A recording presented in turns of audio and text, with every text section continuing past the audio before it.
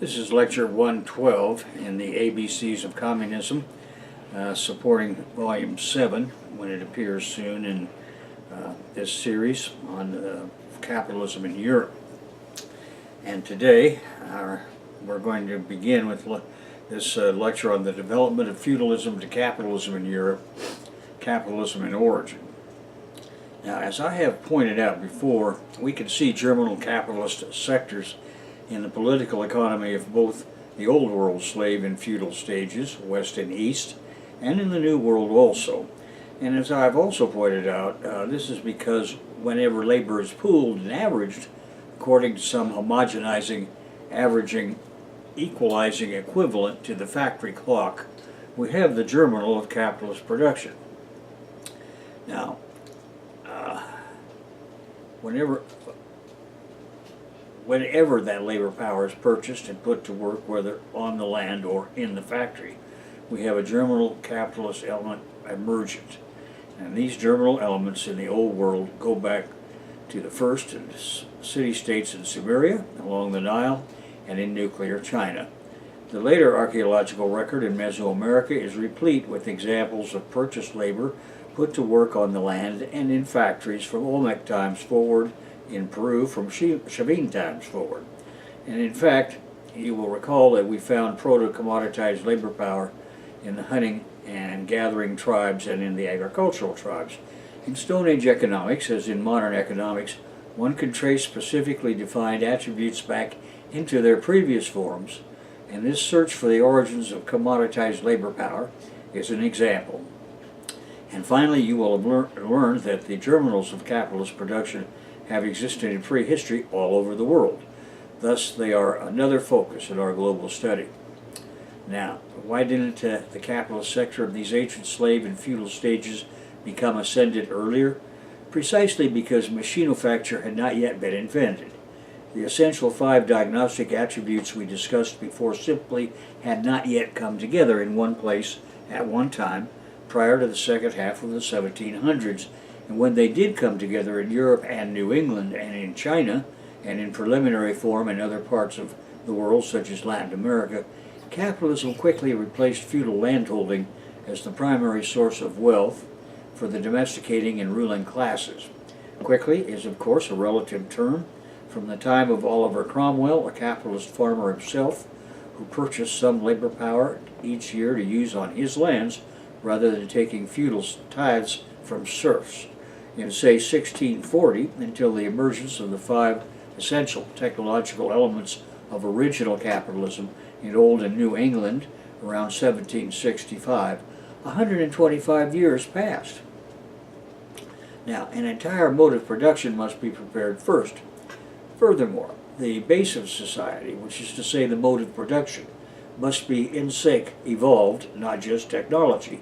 That is, specifically the social organizational conditions must be equally prepared to use the 5 essential elements of capitalist technology, and in Europe the middle classes, the bourgeoisie, were stronger relative to the ruling aristocrats and nobility than they were in China. Therefore, although the Chinese were technologically far advanced over Europe, their bourgeoisie was not strong enough. In fact, the Chinese burghers were very weak compared to their aristocratic overburden. Now, the bourgeoisie must fight for state power. Relative class strength is critical. The transition from feudalism in Europe to capitalism in Europe and the Americas was not a peaceful transition. Actually, it was never a peaceful transition anywhere. Everywhere, the bourgeoisie had to fight for political power. And recent novels and films about the transition to imperial feudalism in Japan, such as Shogun, where the new class of burghers played a role, and their later transition to the full power in a stage of capitalism they created in their own image in Japan, as in the movie The Last Samurai, are examples on point. We should be given the excellent historical record, well aware of the details of this struggle, whether in the English Civil War, the American Revolutionary War, the Napoleonic Wars in Europe, the Taiping Rebellion in China, or the Meiji Revolution in Japan. On the other hand, our academia has often spent more time in obfuscating the process rather than in explaining what was going on, at least as far as textbooks in North America are concerned. The masters of these textbook writers' universe employ only those who can propagate a narrative of reality that denies the truths of capitalism and its origins. It is only these that the bourgeois trustees of tertiary education will allow a place in their academia. So in reality, despite the excellent historical record, there is very widespread ignorance of the transition in Gringolandia, or for that matter, throughout the Cap world. Universities become uneven battlegrounds tilted against dissenting professors. Now, class analysis of the English Revolution. The bourgeoisie found their European chance first in England. The underlying cause of the anti-feudal revolt among the English was not much of a secret.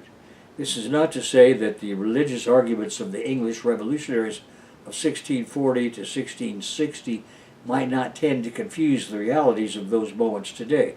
It is to say that a correct understanding of all of the religious arguments among the Protestant New Model Army men and the various parliaments of the English Revolution period requires class analysis. The highest class of the English Revolution in terms of mass numbers was that of the capitalist farmers, for example, Oliver Cromwell. Now, these capitalist farmers did have some aristocratic allies supporting them, rather than the king and his feudal parasitocracy, precisely because some aristocrats were convinced of the advantage of hiring labor rather than having to hire men to control serfs. Now, socially, structurally speaking, the next highest groups of Republicans were the independent, petty bourgeois shop holders and guildsmen, artisans, mechanics, and proto-proletarians belonging to guilds. Now, finally, there were the lowest of the parliamentary forces, the serfs, and the landless agricultural laborers. Now, each of these groups had a name, beginning with the Congregationalist independents, then the levelers, and finally the diggers from top to bottom. And each had a program that became increasingly radical from top to bottom. In fact, at the bottom we have what Karl Marx would later call a primitive kind of communism being preached. Now, all three classes of the revolutionary forces tried to justify their actions according to a particular interpretation of the Christian Bible. That narrative was belief in preordained divine plan as held by Oliver Cromwell. Alternatively, the narrative was a radical interpretation of the teachings of Jesus Christ in the New Testament. At any rate, eventually capitalism had to win out over feudalism. Why? Because the productive capacity of machinofacture was of a qualitative order of magnitude greater than any feudal landholding system, even one in its finest hour. Armed with plenty of cash, the bourgeoisie had to succeed.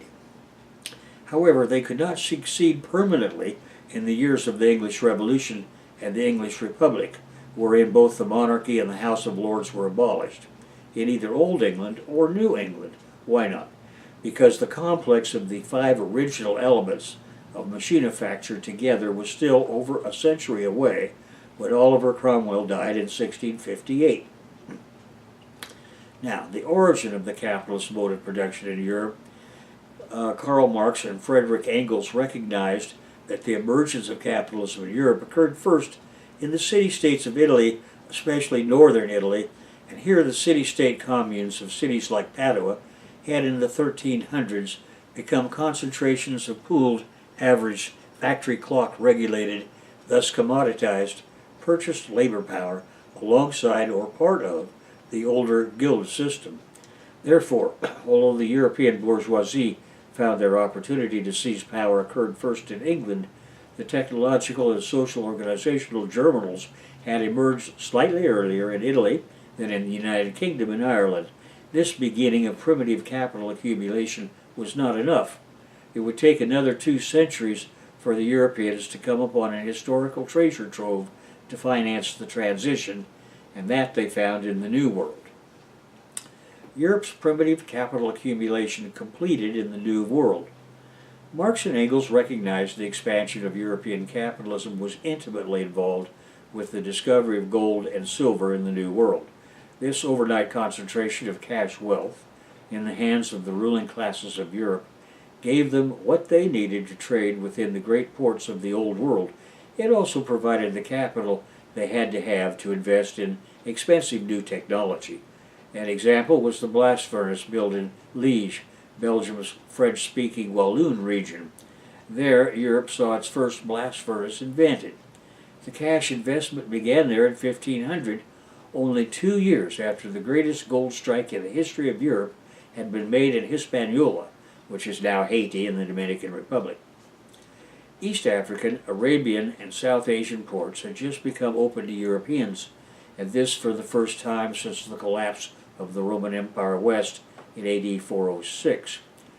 Christopher Columbus, or Cristobal Colon, was well on his way to opening a new route to China and the Japans, even though he made it initially only as far as the Bahamas in 1492.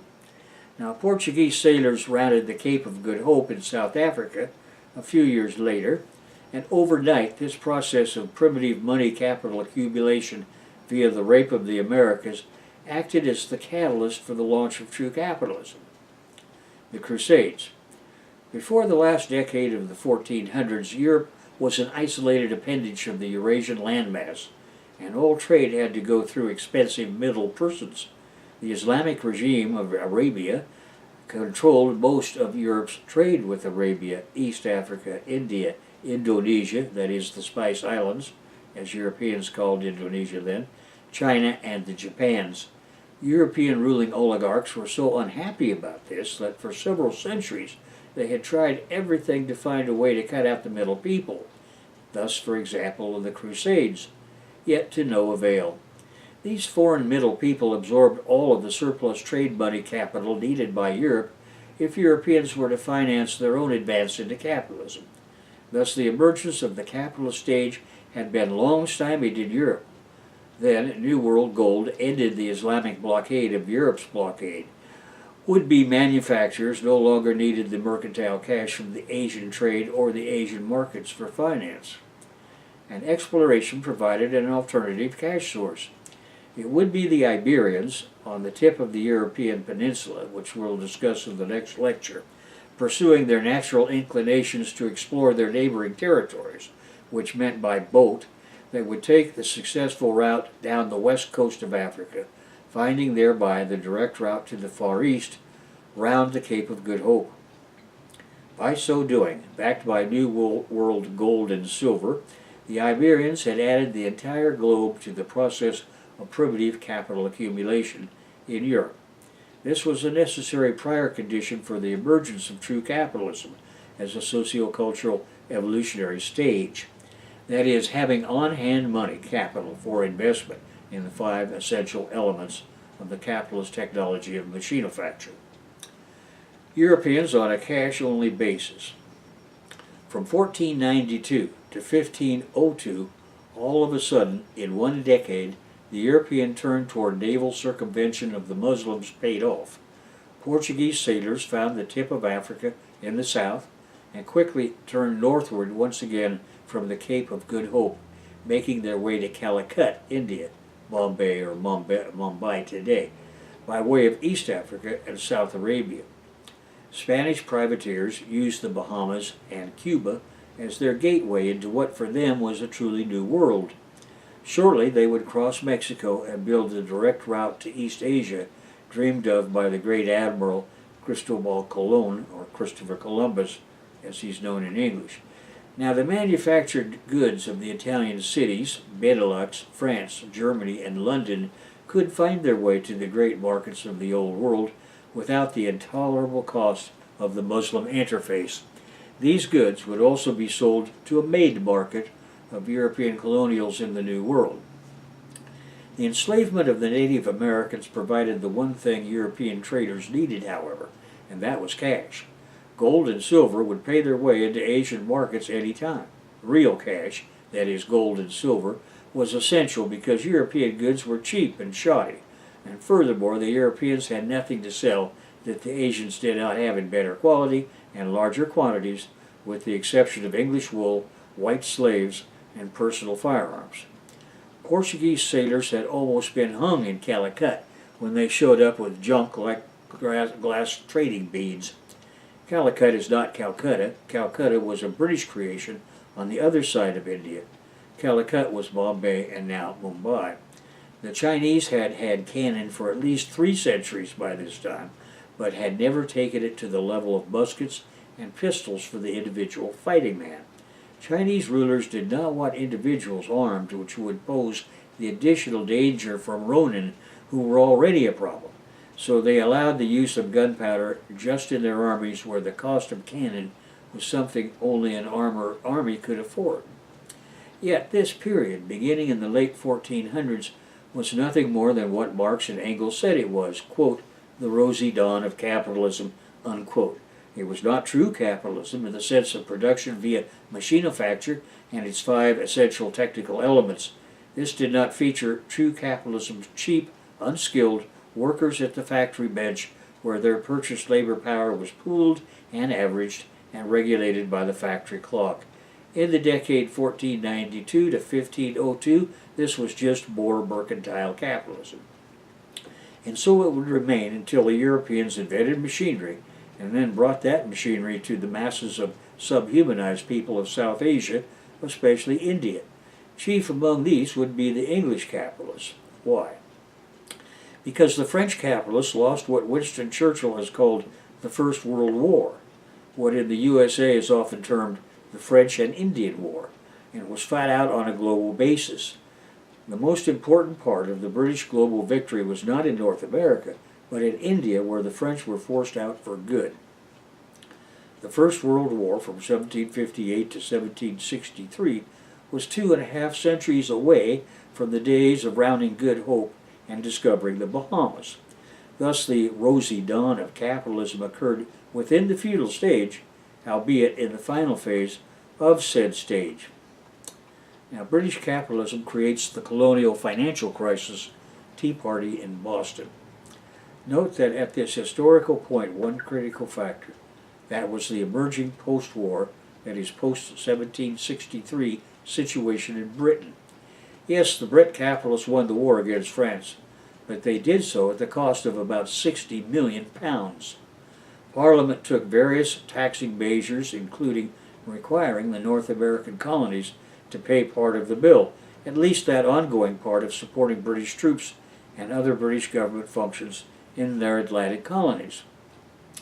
This was an abrogation of the long-ago won full civic rights in colonial assemblies due to rich white Yankees in the North American system of rule by white male wealthy men.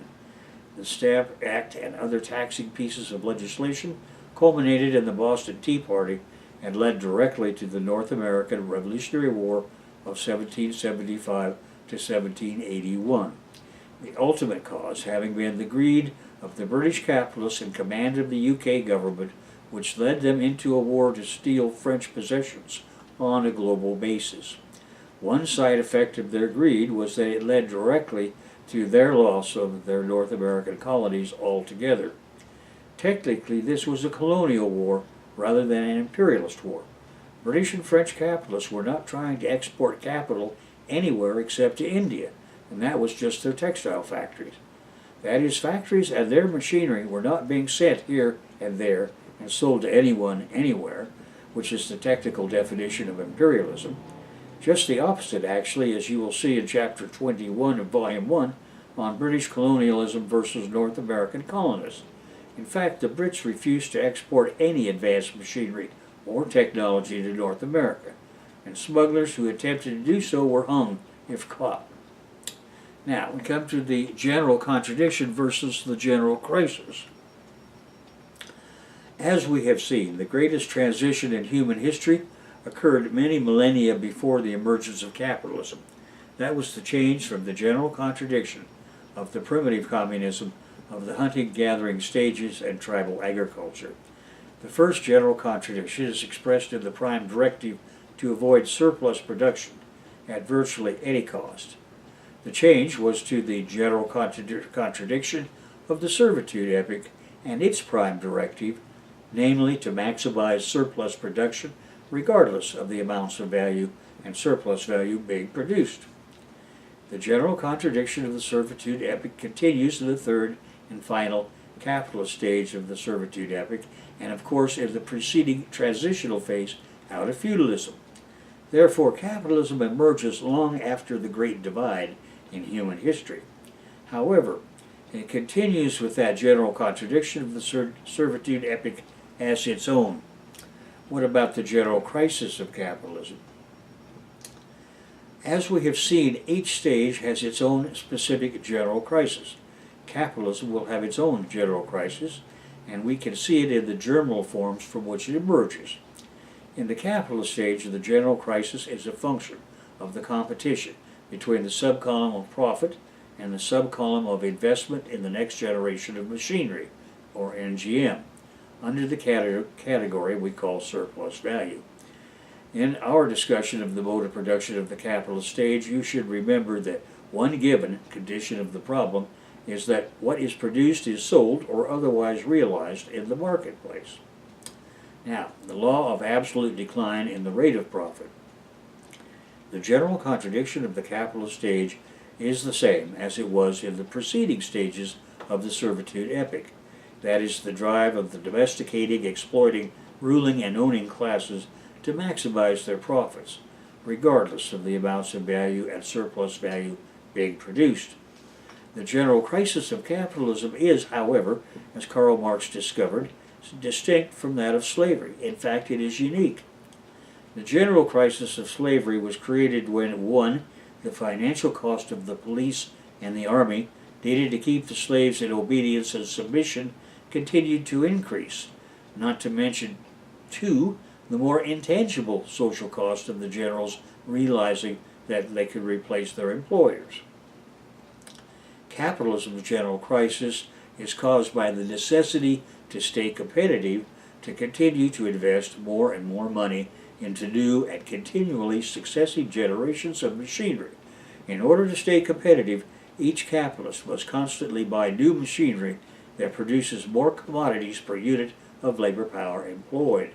Unless the amount of labor power going into the productive process is increased on a one-to-one basis with the introduction of each new unit of machinery, the rate of profit per unit of labor power must decrease. It must decrease because without increasing labor power input, the rate by which surplus value is increased is relatively less than it had been previously.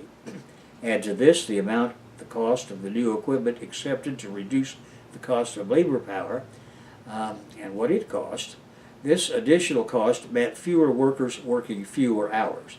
In other words, the exact opposite of introducing labor power at a 1-to-1 ratio to the introduction of new machinery and its enhancement of labor power produced value. This creates the general crisis. That is why we say that at bottom the general crisis of capitalism is caused specifically by the law of the absolute decline in the rate of profit. What do we mean by rate? The definition of the economics term rate now becomes critically important to your education. In the science of political economy, what is called economics in the USA, our definition of rate is a case in point. A rate refers to the ratio of productive output per person to the technology employed. All productive persons in case A are to continue to be employed in the productive tasks to which they are entitled as equal members of the societal unit. Resulting is case B that allows 100% of them to be joined to new machinery. Then we can say that the rate of production continues to be 100%. If less than 100% of entitled members are employed with the addition of machinery to the factories, then case C features a reduction in the rate of productive output because, by definition, there are fewer persons involved. This reduction of rate can only be achieved if the productive person potential is composed of people suppressed as a class. When there is a class that can force some or all of society's productive pool into a less than equal status and keep them there, then we have a class dictatorship. The servitude epoch consists of societies of inequality, favoring those with the power to force others into a less advantageous position vis-a-vis their access to the means of production. In chattel slavery or wage slavery, this is true. In the servitude epoch, slavery, feudalism, capitalism, The lowest common denominator for the replacement of labor power is always the key to understanding how all persons in that society are to be remunerated, that is, paid. In slavery, it was the cost of keeping the slave alive, which was the common denominator. In capitalism, it is instead the cost of reproducing labor power.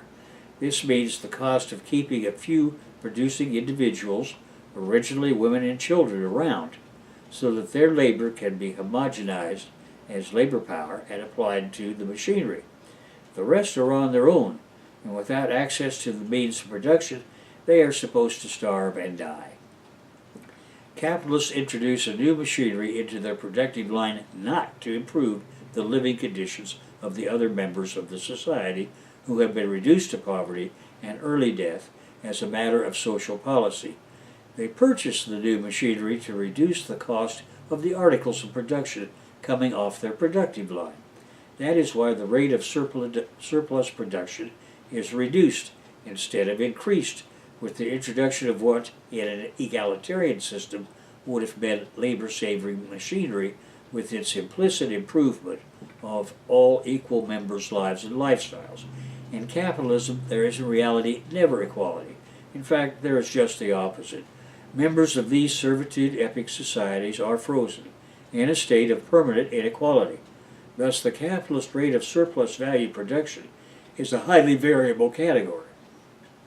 What precisely does this mean? When the capitalist buys new equipment to stay competitive and to reduce the cost of the labor power going into his productive line, he takes a reduction in the rate of surplus value creation. Why? Because on the left side of our equation, he reduces his workforce or reduces the hours of labor power of his original workforce. In other words, he is reducing the hours applied to the new machinery. On the right side of the equation, the rate of surplus value production must accordingly be less. Remember that the cost of the next generation of machinery, NGM, and profit must ultimately come from the surplus value column. There is nowhere else for either to come from.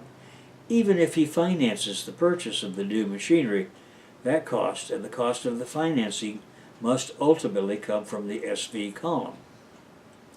If the new machinery is 10 times more productive per unit of labor power applied to it, that is more productive than the previous machinery, the capitalist will make more money, even factoring in the financing, installation, and increased maintenance costs.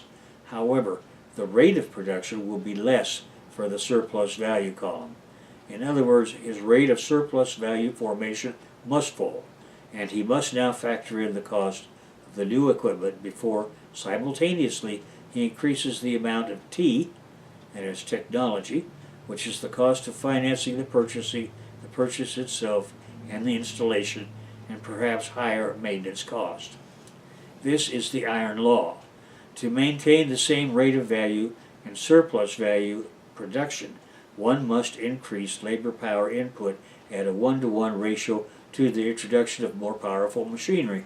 Again, this is in order to maintain the same rate of profit. However, the capitalist does just the opposite of this. After acquiring the new machinery, he reduces his labor force, or the number of hours spent by each worker. In other words, he does the opposite of what he would have to do to maintain the same rate of profit, not to mention a possible increase in that rate. This is the inherent iron law in the very nature of capitalism, and there is no getting around it within the capitalist system of social relations. Overproduction. Furthermore, and finally, leading to the capitalist collapse in depression or recession, there is the inevitable consequence of capitalists sending workers to the street unemployed and without disposable income. The introduction of new machinery by the capitalist and his consequent ability to reduce value 1, in so doing, results in his temporary making of more money. However, it is simultaneously destroying the at-home working class and its ability to purchase whatever the necessities of life, not to mention the articles produced. If he can sell what is produced in foreign markets, as far as he is concerned, he has done well. However, more domestic workers are unemployed, so they cannot buy what they produce. This is the true definition of overproduction. With the entire world theoretically available for the sale of what he is producing, the capitalist is ameliorating this effect as far as he is concerned. However, as far as workers at home in any given country are concerned, they are not happy. Better machinery combined with capitalist social relations means this increasing efficiency is lethal to the working class. Now, our solution. Socialist societies have a different objective, and when we lay off workers in one industry, we allocate them to another industry. We have a completely different set of priorities. In other words, we transform the capitalist crisis of overproduction into opportunity when we seize power and introduce an entirely new system of social relations. Instead of reducing labor power input, we hire more workers and still more workers and face, instead of unemployment, an increasing labor shortage. Our objective is the creation of the most modern, productive capacity possible in order to fulfill the communist objective of each according to her needs and from each according to her ability. Again, a capitalist rate of profit must fall for two reasons. One, there is only one way to maintain the same rate of surplus value production, and he will not do it. His objective was to reduce labor costs, not to hire more workers and increase labor costs. And two, he will not introduce labor power at a 1-to-1 ratio to the productive power of the new machinery. Under capitalist relations of production, this cannot be done. The idea of the capitalist was to reduce the cost of labor and to stay competitive. His idea was not to hire more workers and or to put all these laborers to work for longer periods. Either one or both of these would result in increasing the cost of value one, that is wages, thereby decreasing the amount of production dedicated to the surplus value column. Greed has created an irreconcilable contradiction. But by increasing the amount of surplus value devoted to investment in the next generation of machinery, NGM, he further decreases the amount of surplus value available for the profit subcolumn.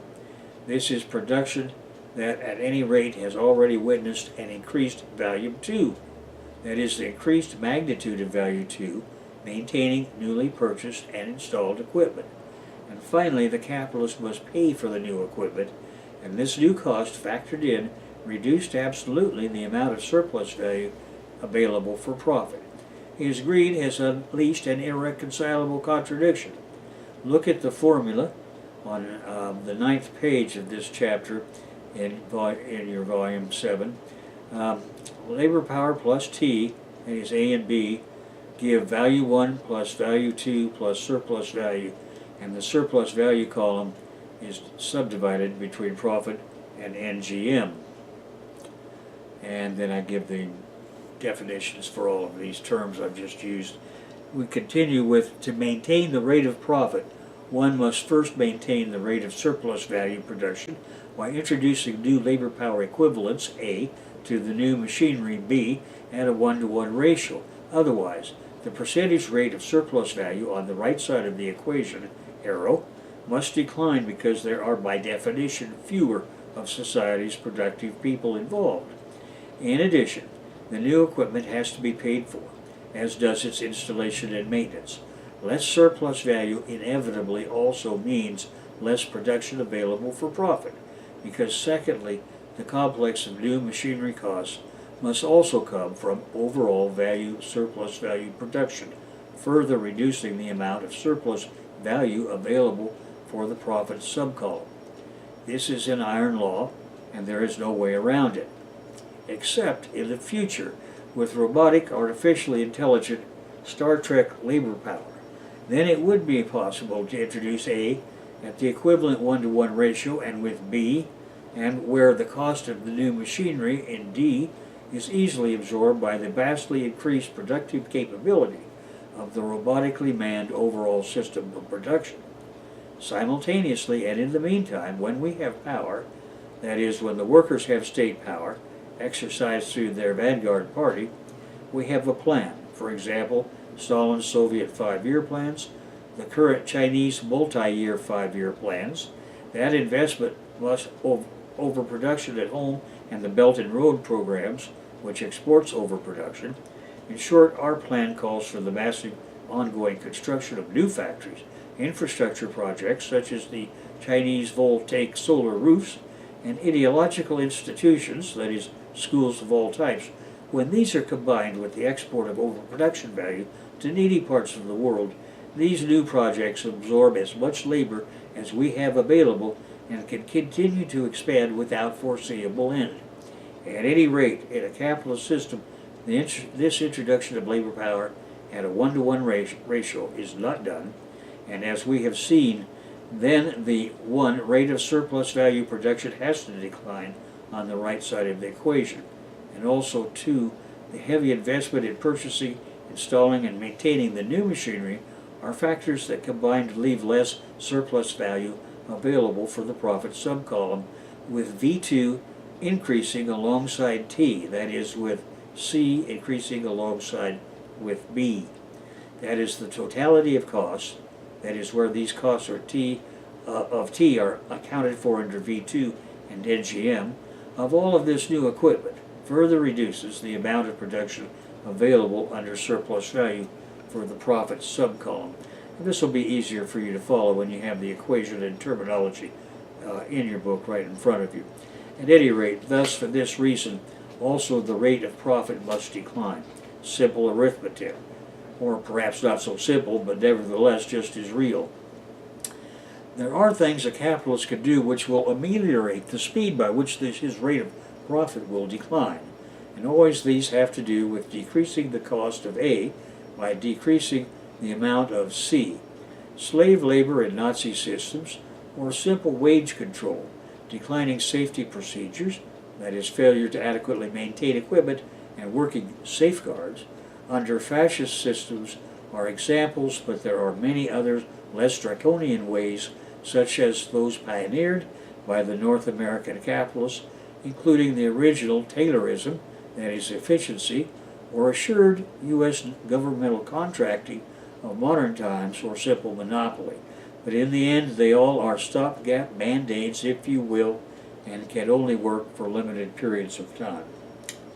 And in the next lecture, we're going to proceed to the Iberian Peninsula and the feudal years of transition from feudalism to capitalism.